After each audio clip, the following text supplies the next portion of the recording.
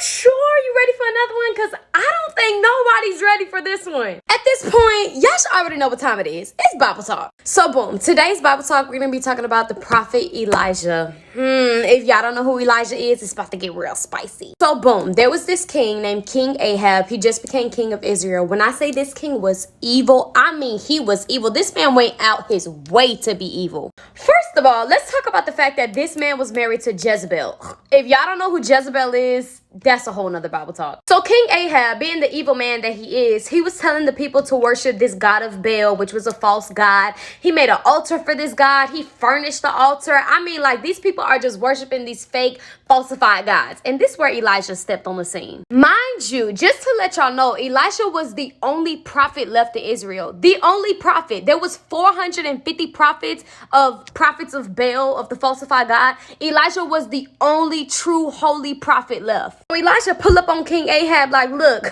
this place is about to go in a drought. Y'all ain't about to have rain for 3 years. When I say no rain, I mean not a drop of rain, not dew, not nothing. It's gonna be dry. Y'all gonna be in a drought. And because Elijah's a true prophet of God, he's like, there's not going to be no rain until I command the rain to come, there's going to be no rain. Now, for those of y'all who are a little bit confused, like, okay, no rain. You need rain for the crops. You need rain for the harvest to grow. You need rain for the land, for the stock, for everything. So, baby, if it's dry and nothing growing, how you going to eat? How you going to drink water? How? So after Elijah delivered this message, God was like, Elijah, like, pack your stuff, go, like, get up out of there now, fast, hurry, run now. So Elijah runs off. And at this point, Elijah's now thinking like, wait a minute, God, if you're going to put this whole place in a drought and I'm living here too, that means I'm going to be in a drought. Why don't you make me say that? So God told Elijah, like, dude, don't worry. I got you. I will make the ravens feed you. While everybody else is in a drought, I'll have the ravens bringing you food.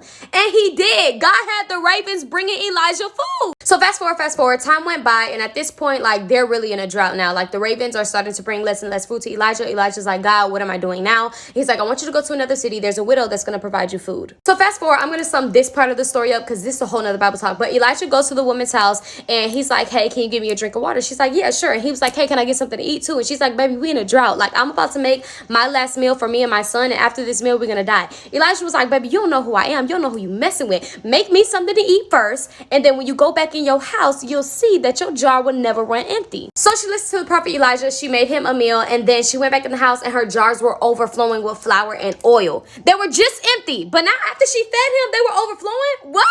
So fast forward, 3 years went by and God was like, 3 years are done. It's time for you to pull up right back on King Ahab. So Elijah pull up on King Ahab and y'all gonna be mad at me. Comment for part 2.